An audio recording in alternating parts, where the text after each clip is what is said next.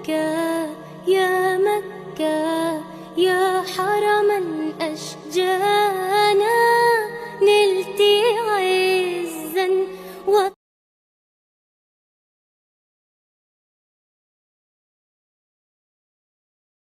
ہمارے مذہب اور مسلک کی تائید ہوتی ہے کہ مذہب ابو حنیفہ اس سلسلے میں ہے کہ تکبیر تحریمہ کے بعد ثنا پڑھے، دعائے تسبیح پڑھے، جبکہ امام شافعی رحمۃ اللہ علیہ کے نزدیک دعائے توجیہ ہے اور ہمارے یہاں دعائے تسبیح ہے، اور امام احمد بن حنبل رحمۃ اللہ علیہ کے ایک قول میں دعائے تسبیح ہی منقول ہے، چنانچہ حنابلہ کے وہاں بھی دعائے تسبیح ہی پڑھتے ہیں۔ امام ابو حنیفہ رحمۃ اللہ علیہ کا چونکہ یہ مذہب ہے اور اس حدیث سے مذہب ابو حنیفہ کی تائید ہوتی ہے، اس سے امام ترمذی رحمۃ اللہ علیہ نے کہا ہے کہ اس حدیث پر کلام کیا گیا ہے۔ لیکن اگرچہ جو راوی آپ کہتے ہیں کہ اس میں ایک راوی ہے حارثہ جس پر کلام کیا گیا ہے، اس کے قوت حافظہ میں فقدان تھا، وہ صحیح چیزوں کو محفوظ نہیں کرتا تھا، ٹھیک ہے، ہم مان لیتے ہیں کہ حارثہ کی قوت حافظہ کمزور ہے، لیکن یہ حدیث صرف اسی ایک سند سے ثابت نہیں ہے بلکہ اور متعدد طرق سے ثابت ہے۔ تو اگر ایک سند ضعیف ہے تو ایک سند کے ضعیف ہونے سے دیگر اسانید ضعیف نہیں ہو جاتی ہے، دیگر طرق کو ضعیف نہیں کہا جا سکتا ہے۔ چنانچہ مسلم شریف کی روایت میں ہے کہ حضرت عمر رضی اللہ تعالیٰ عنہ دعائے تسبیح پڑھتے ہیں اور امام مسلم نے اس حدیث کو صحیح قرار دیا ہے۔ اسی طریقے سے بیہقی میں بھی روایت موجود ہے، وہ بھی صحیح اسناد کے ساتھ ثابت ہے۔ لہذا جب ایک حدیث کو متعدد سند اور طرق سے ثابت کیا جاوے تو اب وہ حدیث حسن لغیرہ کے حکم میں آ جاتا ہے جو کہ قابل حجت ہے۔ علامہ ابن قیم حنبلی رحمۃ اللہ علیہ سے سوال کیا گیا تھا کہ نماز کے اندر دعائے تسبیح پڑھنا اولا ہے یا دعائے توجیہ، جو کہ امام شافعی اس کے قائل ہے، تو علامہ ابن قیم نے کہا ہے کہ امام احمد بن حنبل رحمۃ اللہ علیہ نے دعائے تسبیح کو نماز میں پڑھنے کی 10 وجہ بیان کی ہے کہ 10 اہم ترین وجہ ایسی ہے جس سے یہ بات ثابت ہوتی ہے کہ دعائے تسبیح نماز میں پڑھنا افضل ہے دعائے توجیہ کے مقابلے میں، اور ان 10 اہم نقطوں کی طرف اشارہ کرتے ہوئے کہا کہ اس میں سب سے اہم ترین نقطہ یہ ہے کہ دعائے توجیہ میں صفات عبد ہے اور دعائے تسبیح میں صفات معبود ہے، اور نماز یہ اللہ تعالیٰ کی تعریف اور ثنا بیان کرنے کے لیے ہے، لہذا نماز کے اندر ایسے کلمات کہنا جس میں صفات معبود ہو وہ زیادہ بہتر ہے بمقابلہ ان کلمات کو کہنا جس میں صفت عبد ہو۔ انی وجہت وجہ للہ پورا ایت وانا من المسلمین وما انا من المشرکین، اس طرح کے سارے الفاظ وہاں دعائے توجیہ میں آپ نے پڑھ لیا ہے۔ اور ثنا میں کہ یہ صرف اللہ کی تعریف ہے کہ آپ کی ذات بلند و بالا ہے، بزرگ ہے، اس لیے امام احمد بن حنبل اور حنابلہ اسی کے قائل ہوئے ہیں، اس سے ہمارے مذہب کی بھی تائید ہو جائے گی من وجہ۔ چلیے جی، عمر سے یہاں مراد حضرت عمر بن خطاب نے بلکہ عمر بن مرہ رضی اللہ تعالیٰ عنہ ہیں۔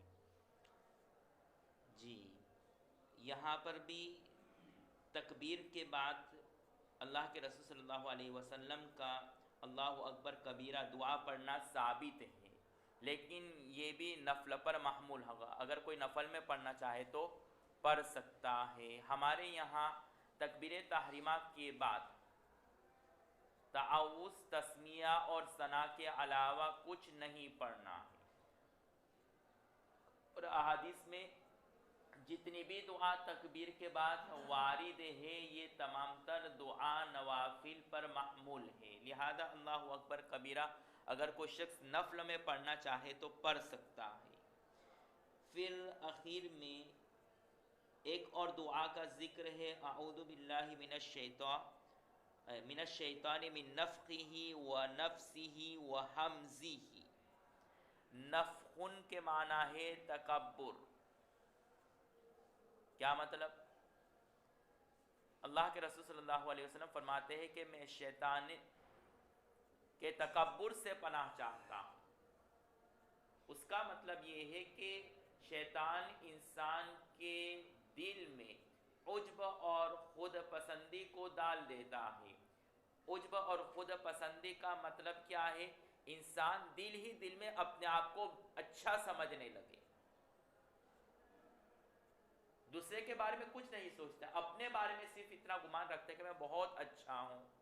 اور جب انسان کے اندر عجب اور خود پسندی کی بیماری پیدا ہو جاتی ہے، جب اپنے آپ کو وہ اچھا سمجھنے لگتا ہے، تو آہستہ آہستہ وہ تکبر کی سیڑھی میں قدم رکھ دیتا ہے. اب یہ دوسرا مرحلہ ہوتا ہے، عجب کے بعد تکبر کا مرحلہ آتا ہے. اور اس میں کیا ہوتا ہے کہ انسان اپنے آپ کو تو بڑا سمجھتا ہی ہے، لیکن سامنے والے کو کمتر سمجھتا ہے. اپنی ذات میں برتری کو اور سامنے والے کی ذات میں کمتری کو ثابت کرنے کی کوشش کرتا ہے. پھر تکبر کی تیسری سیڑھی ہے کہ اپنی برتری اور سامنے والی کی کمتری کے ساتھ ساتھ اس کی تحقیر بھی کرتا ہے، اس کو ذلیل اور حقیر سمجھتا ہے، جو کہ انسان کو کفر تک پہنچا دیتا ہے. اس لیے اللہ کے رسول صلی اللہ علیہ وسلم فرماتے ہیں کہ میں شیطان مردود سے، اس کے تکبر سے پناہ چاہتا ہوں، اس لیے کہ اس کا تکبر یہ سبب کفر، انسان کو کفر تک پہنچا دیتا ہے. پھر وَنَفْسِهِ، نفسن کی دو تفسیر کی گئی ہے. ایک تفسیر تو کی گئی ہے جادو، سحر، اور ایک تفسیر کی گئی ہے برے اشعار. کیا مطلب؟ میں شیطان مردود کے سحر سے پناہ چاہتا ہوں. کیا مطلب؟ سحر شیطان سے، یا تو خود شیطان انسان کے اوپر سحر ڈالتا ہے، اس کے اوپر سحر کے اثرات ڈال کر کے انسان کو بیمار کرتا ہے. اور دوسرا مطلب یہ ہو سکتا ہے کہ شیطان انسان سے دوسرے انسان پر سحر کرواتا ہے، یعنی ایک انسان کے دل میں وسوسہ ڈالتا ہے تاکہ دوسرے انسان پر وہ سحر کرے. دونوں ہی مراد ہیں. اس سلسلے میں مفتی تقی عثمانی دامت برکاتہ فرماتے ہیں کہ آج جہاں کہیں بھی کسی عامل کے پاس جاتے تو وہ کہتا ہے سحر ہے، حالانکہ کسی نے کوئی سحر نہیں کیا ہوا ہوتا ہے، لیکن پھر بھی عامل کہتا ہے سحر ہے. کیوں؟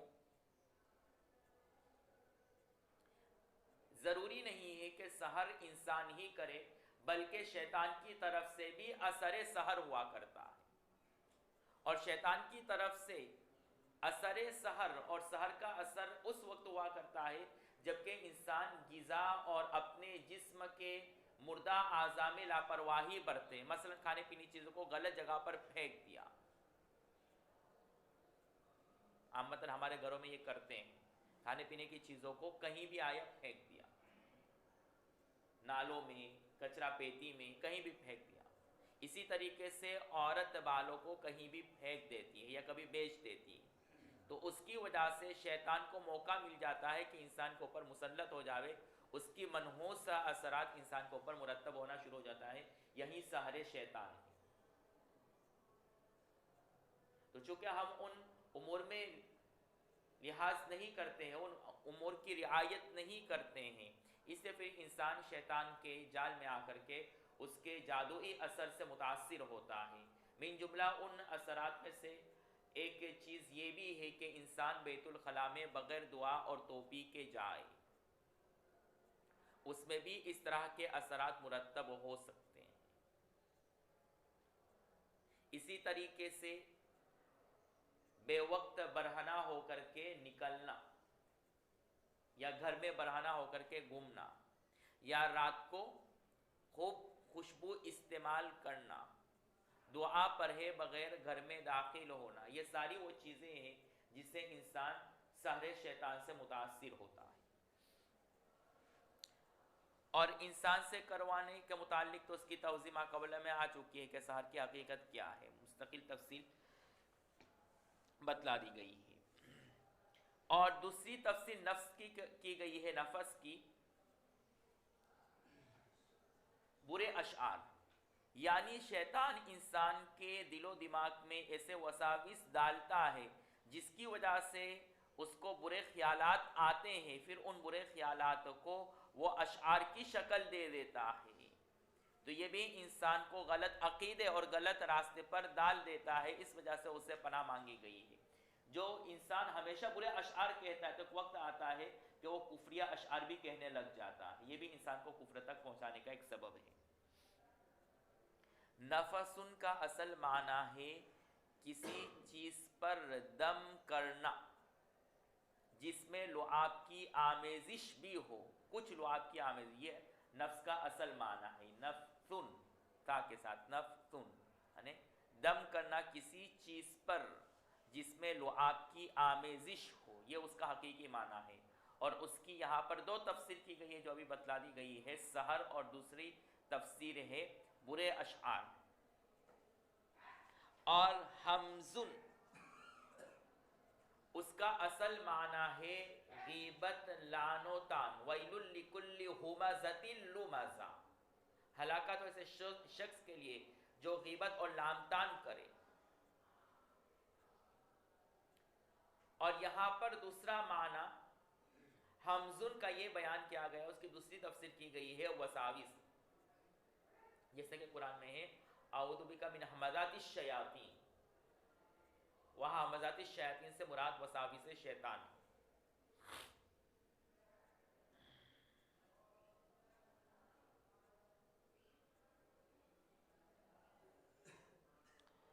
پھر عمر بن مرہ نے نفق کی تعریف تکبر سے کیا ہے، نفس کی تعریف شعر سے کیا ہے، اور حمزن کی تعریف جنون سے کیا ہے. تو حمز کی ایک اور تیسری تفسیر ہوگی جنون، پاگل پن کی ایک قسم، اس سے بھی پناہ مانگنا چاہیے. یہ اس وقت یہ سارے احتمالات مراد ہوں گے جبکہ خود راوی کی طرف سے مذکورہ الفاظ کی کوئی توضیح نہ ہو. اگر ان سے کسی حدیث میں صراحتاً مذکورہ ان الفاظ کی تصریح ثابت ہو جائے تو پھر مذکورہ سارے احتمالات ختم ہو جائیں گے. معلوم ہوا کہ محدثین جب کسی لفظ کی متعدد تشریح یا متعدد احتمال بتلاتے ہیں تو یہ راوی کی طرف سے اس سلسلے میں کوئی خاص تصریح نہیں ہوتی ہے، اس وجہ سے وہاں متعدد احتمالات کے متعدد تفسیریں کی جاتی ہیں. لیکن جب راوی خود اس کی وضاحت کر دے تو پھر اب مزید احتمالات کی گنجائش نہیں رہتی. چلیے، اللہ کے رسول صلی اللہ علیہ وسلم دو سکتہ فرماتے، دو جگہ پر توقف فرماتے. ایک تو تکبیر تحریمہ کے بعد قراءت سے پہلے، اور دوسرا سکتہ ولضالین پر وہاں ٹھہرتے. اور ایک روایت میں ہے کہ تیسری جگہ پر بھی اللہ کے رسول سکتہ فرماتے ہیں، اور وہ ہے قراءت ختم ہونے پر رکوع سے پہلے. تو متعدد روایتوں کو جمع کر کے اللہ کے رسول صلی اللہ علیہ وسلم سے کتنے سکتے ثابت ہیں؟ 3. ایک بعد التحریمہ قبل القراءت، دوسرا بعد اختتامی ولضالین، اور تیسرا بعد اختتام القراءت قبل الرکوع. یہ سکتے کیوں فرماتے تھے اللہ کے رسول صلی اللہ علیہ وسلم؟ مذکورہ 3 مقامات پر اللہ کے رسول کیوں رکتے؟ سکتہ کا معنی وہ تجوید والا نہیں، سکتہ کا معنی سانس کو روک کر کے اچھی طرح توقف کرنا. یہاں پر ٹھیک ہے، ہر فن کے اصطلاح کو دوسرے فن پر چسپا نہ کرے. جی، سکتہ اول، سکتہ اولا کرنے کی وجہ دعائے تسبیح پڑھنے کے لیے، اور شوافے کے وہاں کیا ہوگا؟ دعائے توجیہ کے لیے. اس کی تفصیل آ چکی ہے، دعائے تسبیح اور توجیہ، کس کے وہاں کیا افضل ہے، کس کے کیا دلائل. سکتہ ثانیہ، امام شافعی رحمۃ اللہ علیہ کے نزدیک سکتہ ثانیہ قراءت فاتحہ کے لیے اللہ کے رسول صلی اللہ علیہ وسلم کرتے، یعنی مقتدیوں کو فاتحہ پڑھنے کا موقع ملے. اور امام ابو حنیفہ رحمۃ اللہ علیہ کے نزدیک سکتہ ثانیہ اس لیے کرتے تھے تاکہ مقتدی آمین کہہ سکے، اور سکتہ ثالثہ کیوں کرتے تھے؟ تاکہ قراءت کے بعد اچھی طرح سانس دے کر کے رکوع اور سجدہ کر سکے۔ سکتہ ثالثہ کے بارے میں دو قول ہے، عند الباس کرنا افضل ہے، اور عند الباس یہ سکتہ ثالثہ کرنا افضل نہیں، بہتر نہیں ہے۔ جنہوں نے سکتہ ثالثہ کو بہتر اور افضل نہیں قرار، یعنی ان کے نزدیک سکتہ ثالثہ نہیں کرنا چاہیے، وہ کہتے ہیں کہ نماز میں وصل ہے، اور وصل کا تقاضا یہ ہے کہ بغیر ضرورت کے سکتہ ثالثہ نہ کیا جائے، بلکہ قرات ختم ہونے کے بعد فوراً رکوع میں چلا جائے۔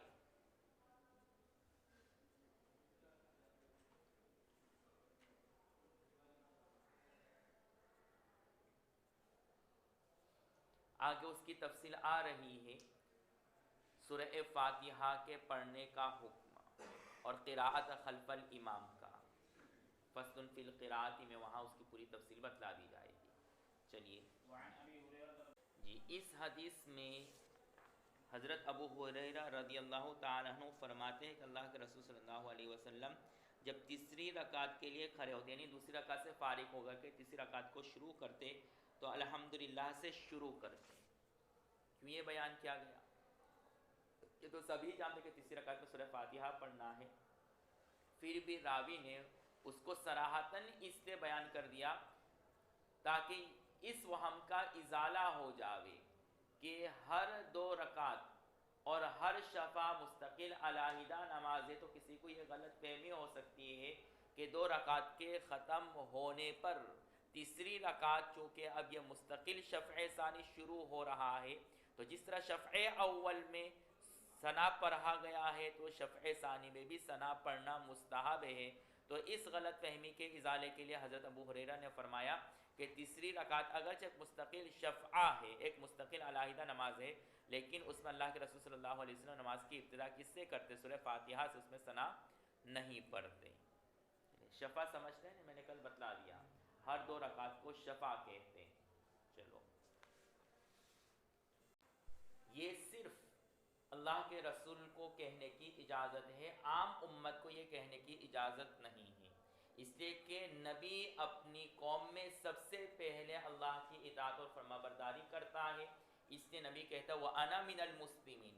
ہاں، امت کے لیے بطور حکایت کے ان الفاظ کو، بطور نقل کرنے کے نیت سے ان الفاظ کو کہنے کی اجازت ہے، ورنہ با اعتبار خبر کے اس جملے کو کہنے کی اجازت نہیں ہے، یعنی وہ خبر دینا چاہ رہا ہوں کہ میں سب سے پہلے مسلمان ہوا ہوں، یہ کہنا صحیح نہیں ہے۔ اور اگر کسی نے وَأَنَا مِنَ الْمُسْلِمِينَ کہا بطور خبر کے تو اس پر علماء نے بہت شدید حکم لگایا، عند الباس کہا ہے کہ یہ کافر ہے، اور عند الباس کہا کہ یہ کاذب ہے، اور اگر نماز میں اس کو بطور خبر کے بیان کر رہے تو نماز ہی فاسد ہو جائے گی۔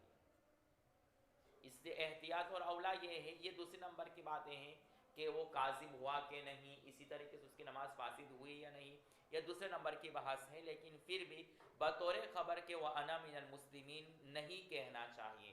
ہاں، بطور آیت کریمہ یا بطور حکایت کے آپ اس بات کو نقل کر رہے ہیں تو اس صورت میں اس کی گنجائش ہے، اس میں کوئی حرج کی بات نہیں ہے۔ جی، وَأَنَا أَوَّلُ مسلمین، جی وَأَنَا مِنَ الْمُسْلِمِينَ، اور ایک ہے وَأَنَا أَوَّلُ الْمُسْلِمِينَ۔ انا من المسلمین تو کہہ سکتے میں مسلمان میں سے ہوں، ٹھیک ہے۔ وَأَنَا أَوَّلُ مِنَ الْمُسْلِمِينَ، اس میں نبی کو کہنے کی اجازت ہے، عام امت کو کہنے کی اجازت نہیں ہے۔ پیچھے ایک اور بحث، ایک روایت آئی تھی کہ میرے ماں باپ آپ کے اوپر قربان ہوں، ایک دعا تھی، اور پھر وہاں اس موقع پر میرے ماں باپ آپ کے اوپر قربان ہوں، تو کیا آپ امت کے لیے اس طرح کے الفاظ کہنا جائز ہے؟ نبی کے لیے تو صحابہ کہتے ہی تھے، لیکن کسی بزرگ پیر یا جس سے آپ معتقد ہو ان کے لیے کہنا میرے ماں باپ آپ کے اوپر قربان، یہ جائز ہے؟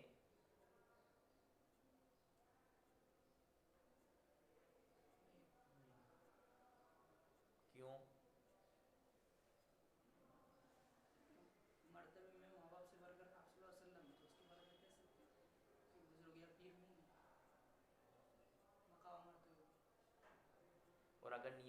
ہو تو چلیے دونوں ہی قول ہے،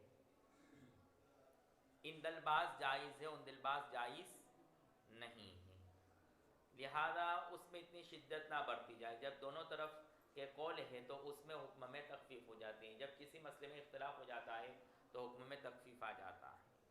چونکہ یہ مسئلہ مختلف فی ہے، بچنا اولا اور احتیاط پر مبنی ہے، لیکن پھر بھی اگر کسی برے کے لیے اس طرح کے الفاظ اور کلمات کہہ دیے تو ایسے شخص پر کفر کا فتویٰ لگانا یا اس کو لام تان کرنا یا اس کے پیچھے پڑ جانا یہ مناسب نہیں ہے۔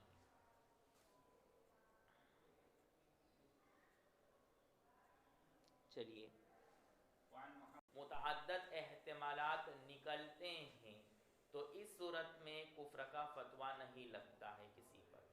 وَأَنَا أَوَّلُ مِنَ الْمُسْلِمِينَ میں اگرچہ یہ احتمال موجود ہے کہ وہ اپنے آپ کو مقدم اسلام اور قبول اسلام میں مقدم سمجھ رہا ہے نبی پر، لیکن اس کے ساتھ ساتھ دوسرے معنی کا بھی احتمال ہے، اور وہ احتمال کیا ہے کہ وہ تجدید ایمان کے طور پر اس جملے کو کہہ رہا ہوں کہ ابھی فی الحال میں تجدید ایمان کے طور پر نئے سرے سے مسلمان ہو رہا ہوں، یہ مراد ہو۔ وانا اول من المسلمین کا اول المسلمین سے مراد یہ نہیں لے رہا ہے کہ نبی سے بھی مقدم ہو، بلکہ وہ کیا مراد لے رہا ہے؟ تجدید ایمان کی، کہ ابھی فی الحال میں سب سے پہلے تجدید ایمان کر رہا ہوں دوسرے مسلمانوں کے مقابلے میں، تو اس لحاظ سے یہ کفر نہیں ہوگا۔ جب ایک جملے کے متعدد معانی نکل سکتے ہیں، متعدد احتمالات نکل سکتے ہیں، تو کفر کے فتوے لگانے میں احتیاط سے کام لیا جاتا ہے، تو یہاں پر بھی توقف کیا جاوے۔ چلیے، مسائل نماز میں سے سب سے اہم ترین رکن قراءت ہے، اور اس پر سب سے زیادہ بحث کی گئی ہے، اور مباحث میں کتاب الصلاۃ میں 3 بحثیں ہیں: آمین بالجہر، رفع یدین، اور تیسری بحث امام قراءت خلف الامام۔ اور ان 3 بحثوں میں فرسٹ نمبر پر قراءت خلف الامام ہے۔ کیوں؟ اس لیے کہ رفع یدین اور آمین بالجہر میں جو اختلاف ہیں علماء کے درمیان وہ اولویت اور غیر اولویت میں ہے، اور قراءت خلف الامام کے مابین جواز اور عدم جواز کا اختلاف ہے علماء کے درمیان۔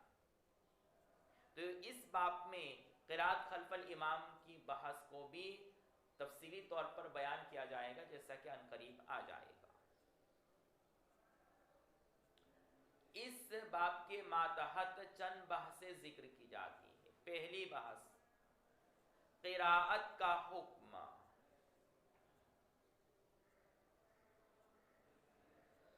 دوسری بحث مقدار قراءت، تیسری بحث فرض نماز میں کتنی رکعت میں قراءت فرض ہیں، اور چوتھی بحث مقتدی کا قراءت خلف الامام کرنا۔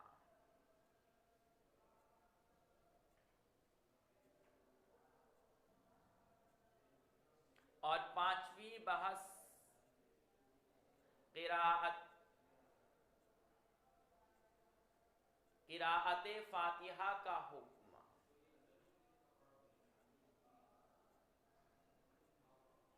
پہلی بحث قراءت کا حکم، نماز کے اندر قراءت کرنا ائمہ اربعہ کے نزدیک فرض ہیں، جبکہ ابو بکر بن اسم اور حسن بصری رحمت اللہ علیہ کے نزدیک قراءت سنت ہے۔ لیکن اصح قول کیا ہے؟ قراءت کرنا فرض ہے نماز کے اندر، اس کے بغیر نماز ہوتی ہی نہیں، الا یہ کہ کوئی گونگا ہو یا پھر نو مسلم ہو، قراءت پر قادر نہ ہو، تو عذر کی بنیاد پر ان سے قراءت ساقط ہوگی، اور ان کی نماز ہو جائے گی. لیکن تفصیل ما قبل میں آ چکی ہے کہ اگر کوئی قراءت نہیں کر سکتا ہے نہ مسلم ہونے کی بنیاد پر تو اس کے لیے کیا احکامات ہیں. اور شرح وقایہ کے طلباء کو اس پر میں نے مفصل کلام لکھوایا ہے، ان سے آپ لکھ سکتے ہیں کہ جو شخص قراءت پر قادر نہ ہے وہ کیا کرے. تفصیلی گفتگو میں نے اس سال ان کو لکھوائی ہے. یہ تو قراءت کا حکم ہو گیا. مقدار قراءت، امام ابو حنیفہ رحمۃ اللہ علیہ کے نزدیک ایک آیت پڑھنا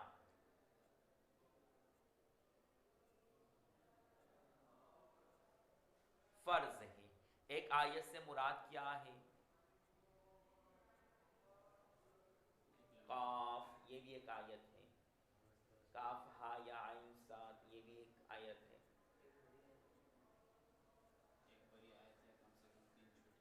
یہ صاحبین کے نزدیک ہے. ایک 3 چھوٹی آیتیں یا ایک بڑی آیت جو 3 چھوٹی آیتوں کے قائم مقام، یہ صاحبین کے نزدیک فرض ہے. امام صاحب کے نزدیک مطلقاً ایک آیت فرض ہے اور 3 آیتیں پڑھنا امام صاحب کے نزدیک واجب ہے. جس میں کم از کم 2 یا 2 سے زائد کلمات موجود ہو،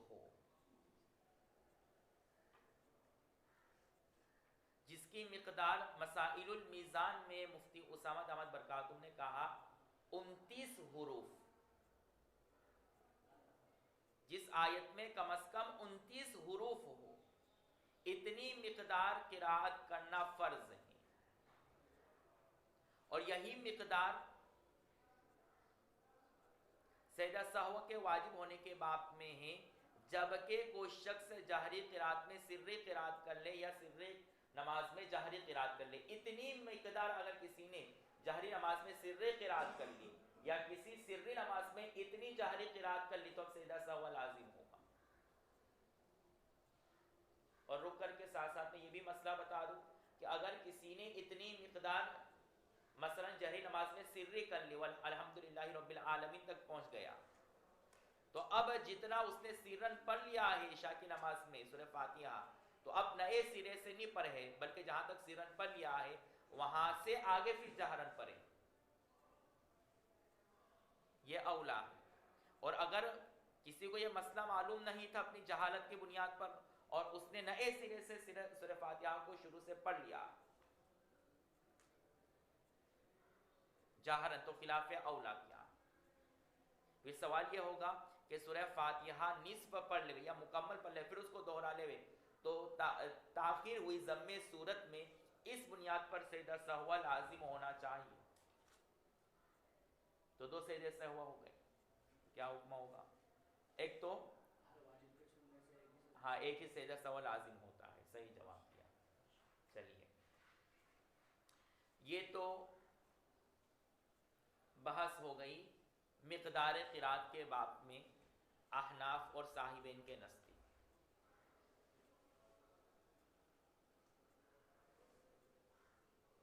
مقدار قراءت فرض نمازوں میں کیا ہے؟ امام نوافل میں اور سنن میں تمام رکعتوں میں قراءت فرض ہے بالاتفاق، اور احناف کے وہاں وتر کی 3 رکعتوں میں بھی قراءت فرض ہے. اختلاف کس میں ہے؟ فرض نمازوں میں. احناف کے وہاں فرض نماز کی پہلی 2 رکعت میں قراءت فرض ہے اور آخری 2 رکعتوں میں سنت. معلوم ہے نا یہ مسئلہ؟ اور یہی ایک قول امام احمد بن حنبل رحمت اللہ علیہ کا اور امام شافعی رحمت اللہ علیہ کے نزدیک فرض کی تمام رکعتوں میں قراءت فرض ہے. اور یہی ایک قول امام احمد کا بھی، یعنی امام شافعی کے ساتھ بھی. ایک قول میں امام شافعی اور ایک قول میں امام ابو حنیفہ، یعنی ان سے 2 قول مروی سلسلے میں. اور تیسرا مذہب امام مالک رحمت اللہ علیہ کا ہے، وہ فرماتے ہیں کہ اکثر رکعتوں میں قراءت کرنا فرض ہے، لہذا اگر 4 رکعت کی نماز ہے تو 3 میں کر لے 3 رکعتوں میں قرات کر لے تو فرض کی ادائیگی ہو جائے گی.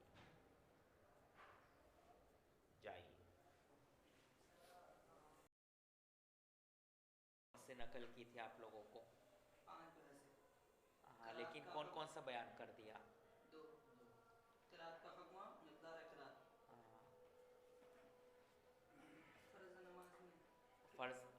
فرض نماز میں کون سی رکعتوں میں؟ یہ بھی ہو گیا ہے. اور ضم صورت باقی ہے. ضم صورت یعنی صورت ملانے کا حکم. جی ہاں وہ ابھی آ رہا ہے. قرات خلف الامام. ضم صورت کا حکم.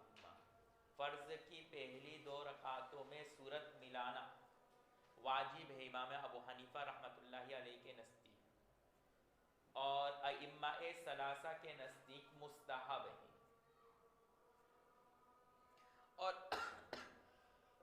آخری 2 رکعتوں میں صورت ملانا کسی کے نزدیک مستحب نہیں ہے، کوئی اس کا قائل نہیں ہے. البتہ امام شافعی کی ایک روایت موجود ہے کہ وہ آخری 2 رکعتوں میں صورت ملانے کو مستحب کہتے ہیں. لیکن صحیح بات یہ ہے کہ کسی کے نزدیک آخری 2 رکعت میں ضم صورت نہیں، اسی سورہ فاتحہ پڑھنا ہے. پہلی رکعت میں کون کون سی رکعت میں قرات کریں گے فرض نماز میں اور نفل میں واجب میں، تو اس کا ذکر صبح میں کر دیا ہے. میں نے لکھ لیا ہے کہ باقی ہے لکھوانا؟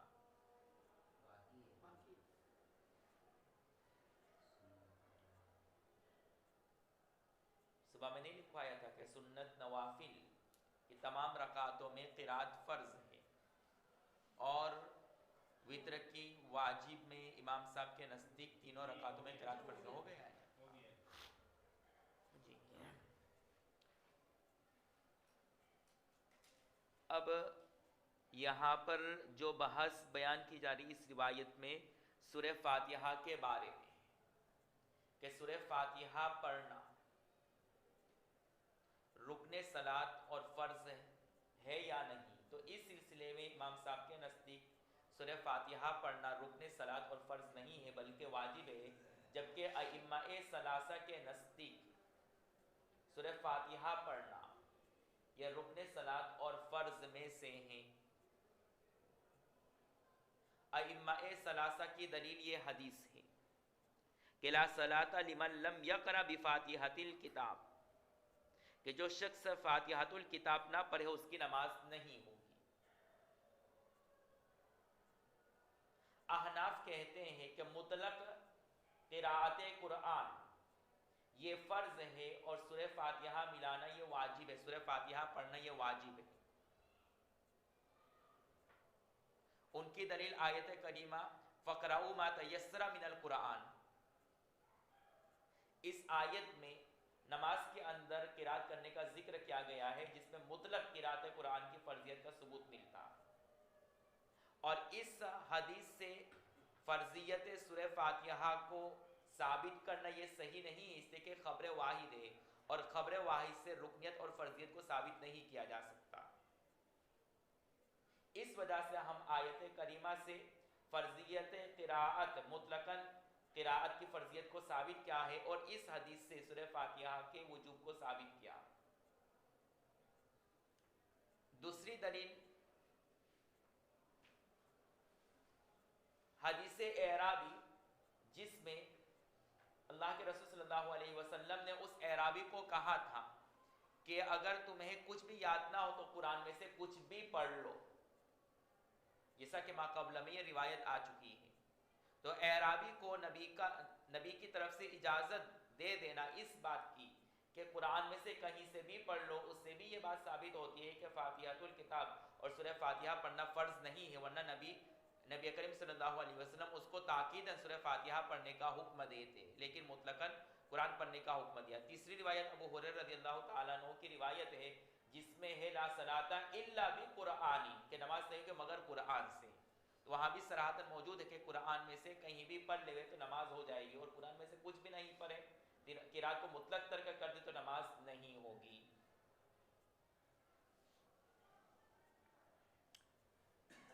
یہ حدیث جس کو ائمہ ثلاثہ نے اپنا مستدل بنایا ہے، تو اس کا جواب یہ ہے کہ لا کی دو قسمیں ہیں، جیسا کہ آپ نے ماقبل میں پڑھ لیا ہے، لا تکمیل اور وہ لام جو کمال کو بتلائے، وہ لا جو کمال کی نفی کرے، اور ایک لا وہ ہے جو جنس کی نفی کرے۔ تو یہاں پر کون سا لا ہے؟ وہ لا جو کمال کی نفی کر رہا ہے۔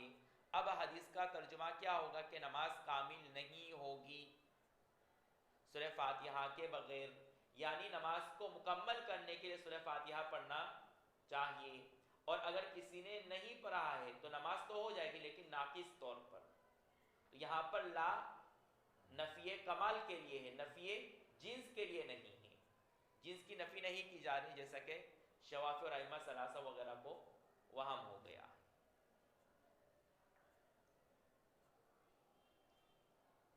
چلیے پھر آگے مسلم کی روایت میں ہے لمن لم یقرأ بأم القرآن فصاعدا، فصاعدا کا ذکر ہے کہ سورہ فاتحہ کے ساتھ ساتھ کچھ اور بھی پڑھو زائد۔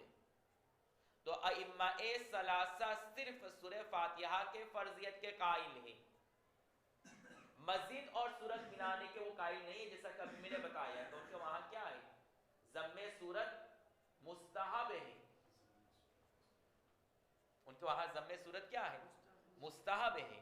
تو پھر مسلم کی روایت میں موجود ہے کہ سورہ فاتحہ بھی پڑھو، اس کے بغیر نماز نہیں ہوگی، اور اس کے ساتھ کچھ اور بھی ملاؤ، تو فصاعدن کا لفظ ان کے لیے درد سر بن گیا ہے۔ اس سے انہوں نے اس لفظ کی تعویل کرنے کی کوشش کی، یا یہ کہنے کی کوشش کی کہ فصاعدن یہ راوی کی طرف سے ہے، یا یہ عبارت ہی نہیں ہے روایت میں، حالانکہ دیگر کتب میں اور دیگر احادیث میں صراحتاً فصاعدن کا لفظ موجود ہے، اور یہ راوی کی طرف سے اضافہ شدہ نہیں ہے، لیکن پھر بھی چونکہ ان کے لیے درد سر بن گیا، اس لیے انہوں نے کوئی بھی کوشش کی کہ اس کی تعویل کرے کہ فصاعدن یا تو راوی ہی کی طرف سے اضافہ شدہ ہے، یا روایت میں ہے ہی نہیں ہے، یا پھر انہوں نے کہا ہے کہ ایسے ہی ذکر کر دیا گیا ہے فصاعدن کو، یا پھر انہوں نے یہ تعویل کرنے کی کوشش کی فصاعدن کا مطلب یہ ہے کہ یہ امام اور منفرد کے لیے حکم ہے، مقتدی کے لیے حکم نہیں ہے، یعنی امام اور منفرد فاتحۃ الکتاب کے علاوہ اور بھی دوسری چیزیں پڑھ لے وے، قرات اور کر لے وے، مزید ضم سورت کر لے وے۔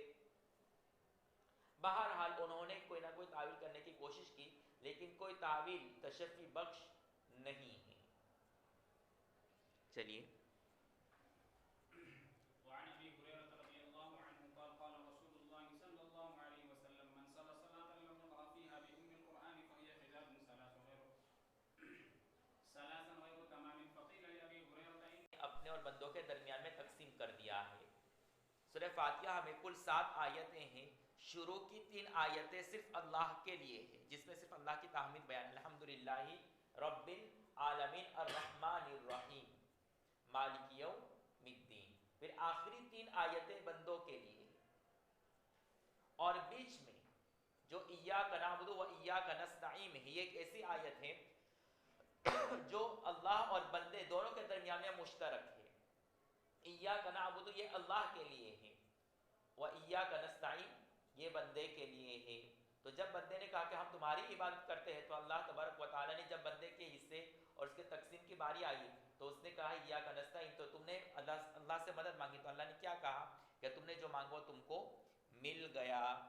تو معلوم ہوا کہ جب انسان سورہ فاتحہ پڑھتا ہے تو من جانب اللہ ان تمام آیتوں پر اللہ کی طرف سے ایک جواب ملتا ہے بندوں کو، اس لیے سورہ فاتحہ کو بہت دھیان اور توجہ کے ساتھ پڑھنا چاہیے، اس نیت کے ساتھ کہ ہمارے ہر لفظ کا جواب اللہ تبارک و تعالیٰ دے رہے ہیں، ہر آیت کے جواب میں اللہ تعالیٰ کچھ نہ کچھ کہتے ہیں۔ اس حدیث میں ایک اور دوسری بحث جو فقہا اور محدثین کے درمیان میں بیان کی جاتی ہے وہ یہ ہے کہ بسملہ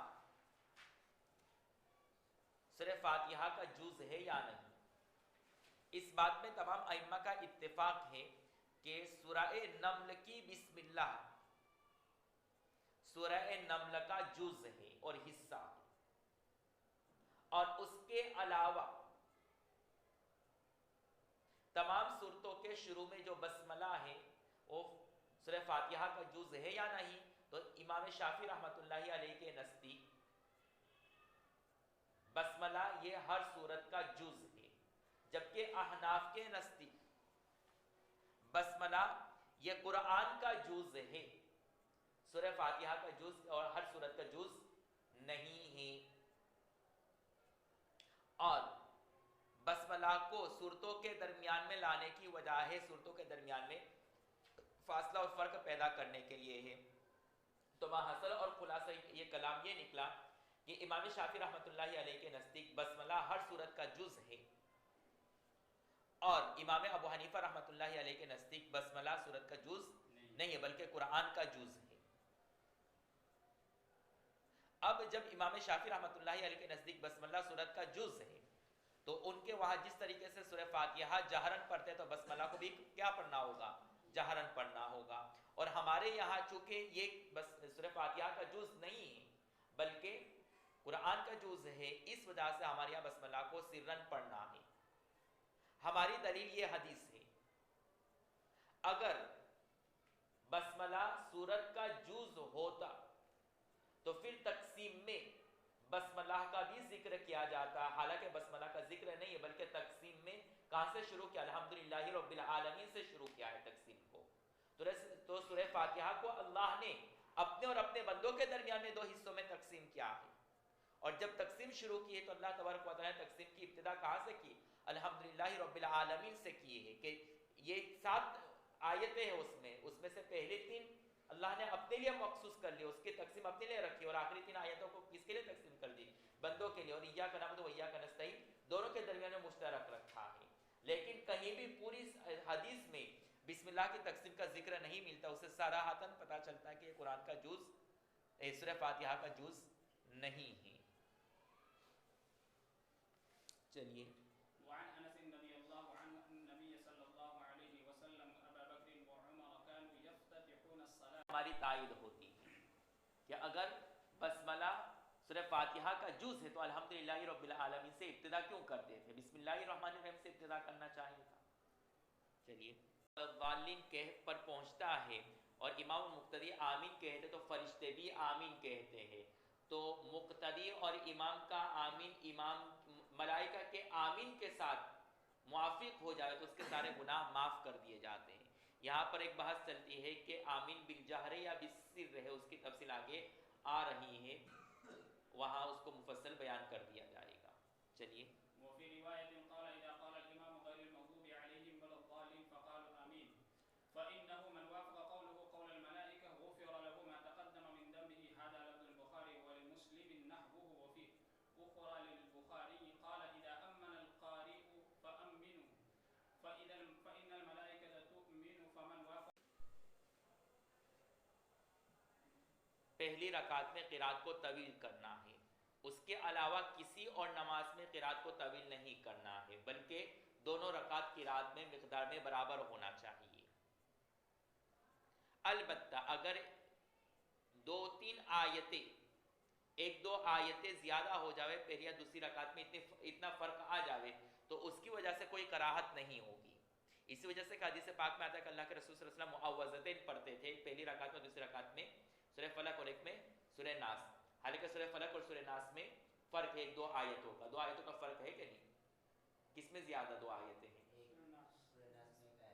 ہاں، اور سورہ فلق میں ایک کم ہے، تو 1-2 آیتوں میں فرق ہو جائے تو کوئی فرق نہیں پڑے گا۔ تو صرف فجر کی نماز میں امام ابو حنیفہ رحمۃ اللہ علیہ کے نزدیک پہلی رکعت میں قرات کو طویل کرنا ہے تاکہ مقتدی کو امام کی رکعت مل جائے، کسی کی جماعت فوت نہ ہو پائے۔ اس کے علاوہ تمام رکعتوں میں برابر قراءت کرے۔ کتنی مقدار قراءت کرے؟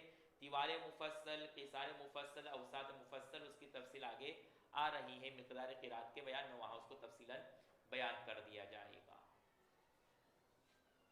چلیے وعن ابي سعيد الخدري رضي الله عنه قال كنا نحزر قيام رسول الله صلى الله عليه وسلم في الظهر والعصر فحزرنا قيامه في الركعتين الاوليين من، تو فرض ہو گئی، پھر اپنی قوم کو نماز پڑھتے متنفل ہوئے، حالانکہ یہ مسلم قاعدہ ہے کہ متنفل امام کے پیچھے مفترض کی نماز جائز نہیں ہیں. تو احناف نے کہا کہ یہ مسئلہ اور یہ قاعدہ مسلمہ ہے، اس لیے کہ ماقبل میں الامام الزامن جو حدیث آئی ہے وہاں آپ نے یہ قاعدہ اور مسئلہ پڑھ لیا تھا کہ متنفل امام کے پیچھے مفترض کی نماز جائز نہیں ہے. تو پھر یہاں پر کیوں ہے؟ تو اس کا جواب یہ دیا گیا ہے کہ وہ فرض کی نیت سے شریک نہیں ہوتے تھے بلکہ نفل کی نیت سے اللہ کے رسول صلی اللہ علیہ وسلم کے ساتھ پڑھتے تھے، پھر اپنی قوم میں آ کر کے فرض کی نماز پڑھاتے تھے. اور کیوں نفل کی نیت سے شریک ہو جاتے تھے اللہ کے رسول صلی اللہ علیہ وسلم کے ساتھ؟ اس وجہ سے کہ اگر اللہ کے رسول کے ساتھ نماز نہ پڑھتے نفل کی نیت سے تو لوگ بدظن ہوتے کہ اللہ کے رسول نماز پڑھا رہے اور یہ اس کے پیچھے نماز نہیں پڑھتا ہے، یا کسی کو اندیشہ ہوتا ان کے نفاق، یعنی کوئی ایسا سوچ لیتا کہ ہو سکتا ہے یہ منافق ہے. ٹھیک ہے. اب ظاہری بات اللہ کے رسول صلی اللہ علیہ وسلم کے ساتھ نماز پڑھیں گے پھر اپنی قوم میں جا کر کے نماز پڑھائیں گے تو کافی دیر ہو جائے گی، اور چونکہ وہ گھڑی کا زمانہ تھا نہیں، یعنی جب اللہ کے رسول بھی ایسا نہیں کہ وقت ہو گیا تو ایک متعین وقت پر سب کھڑے ہو گئے، نہیں، اللہ کے رسول جب آئے اور جب اندازہ کا عشاء کا وقت شروع ہوا تو اس وقت اللہ کے رسول صلی اللہ علیہ وسلم نماز پڑھاتے اور کبھی اس میں بھی تاخیر ہو جاتی. اب یہاں پر تاخیر ہے تو وہاں بھی پہنچنے میں تاخیر ہوگی. پھر اوپر سے وہ طویل قرات کر رہے ہیں تو غصے میں آ گئے، فارم میں آ گئے اور تنہائی میں نماز پڑھ لی اور کہا کہ میں اللہ کے رسول کو شکایت کرتا ہوں کہ تم بہت طویل نماز پڑھا ہے، تو ہم دن بھر کام کرتے محنت کرتے اور تم یہاں پر آرام سے لمبی لمبی قرات کرتے ہو. پھر اللہ کے رسول صلی اللہ علیہ وسلم نے ان کی اصلاح فرمائی کہ تم کتنا بچانا چاہتے ہو، یعنی اپنی قرات کو مختصر کرو. اس سے معلوم ہوا کہ امام کو مقتدیوں کی حالت کو مد نظر رکھتے ہوئے قرات کرنی چاہیے، لیکن اس کا ہرگز یہ مطلب نہیں ہے کہ مسنون قرات کو بھی ترک کر دے. امام کی حالت کو مد نظر رکھنا ہے لیکن مسنون قرات کا بھی لحاظ رکھنا ہے. ہاں، اب پبلک کی حالت کو مد نظر رکھتے ہوئے سنت قرات کو بھی ترک کرنا شروع کر دے اور صبح اور فجر کی نماز میں سورہ فلق اور سورہ ناس یا سورہ عصر اور سورہ انا اعطیناک الکوثر پڑھنا شروع کر دے تو پھر یہ جائز نہیں ہوگا. سمجھ میں آئی بات؟ جی. رمضان میں ہوتا ہے، رمضان میں بڑے لوگ آتے کام کر کے جو حفاظ ہوتے ہیں جو شروع کرتے ہیں 2 پارہ 1.5 پارہ. جی. اس سے ایک اور بات معلوم، پیچھے ہم نے یہ بتلایا تھا کہ فرض نمازوں میں لمبی دعا نہ کرے تکبیر تحریمہ کے بعد. کیوں؟ اس لیے کہ ہمارے یہاں فرض نماز کو اللہ کے رسول نے مختصر کرنے کا حکم دیا، جیسے کہ یہاں پر خود حضرت معاذ کو کہا کہ نماز کو مختصر کرو لوگوں کا پیش نظر. اب جیسے امام شافعی دعائے توجیہ کہتے کتنی لمبی چوڑی دعا ہے اس کو پڑھنے کو کہیں گے، پھر امام لمبی قرات کرے گا تو مقتدی عبد الرحمن کی طرح ہو تو بیٹھ جائے گا نیچے 4 زانوں بیٹھ کر کے. ٹھیک ہے. ہاں، آج سب استادوں کو بلایا تھا آفس میں تو سب تذکرہ کرے بہت ہوا چل رہی، بہت ٹھنڈی لگ رہی ہے، تو میرا من کر رہا تھا کہ میں عبد الرحمن کا حوالہ دے دوں کہ اگر تم میں سے کسی کو بہت ٹھنڈی لگ رہی ہے تو عبد الرحمن سے کچھ گرمی لگ رہی تو پنکھے کے نیچے بیٹھتے ہیں تب بھی اس کو کچھ نہیں ہوتا ہے. علامہ رفیق بھی، مفتی شاہین بھی، سبھی یہی بات کر رہے ہیں یہ کیا ہو گیا ہے، یہاں پر یہ ہوا چلے وہاں چلنے کے، سب کو کچھ ہو رہا ہے لیکن عبد الرحمن کو کچھ بھی نہیں. ماشاءاللہ دیکھیے ابھی اتنی ہوا چل رہی ہے لیکن بائک پر بغیر کوٹ کے. میں نے تو پورے مہینے میں اس کو بلکہ 3-4 مہینے ہو گئے کچھ بھی نہیں پہن کر گیا ہے. بیمار ہے اس لیے، لیکن جیسے طبیعت اچھی ہو جائے گی تو ڈبل گرمی ہو جائے گی. اب کل سے پنکھا چالو ہو جائے گا. چلو، رات میں مجھے ایسا لگتا ہے پنکھا چالو کر کے سوتے ہوں گے نا، تو گھر پر 1-2 نمبر پر تو چالو کرتے ہیں. ہاں چلو ٹھیک ہے، جائیے. ادیب صاحب ہیں.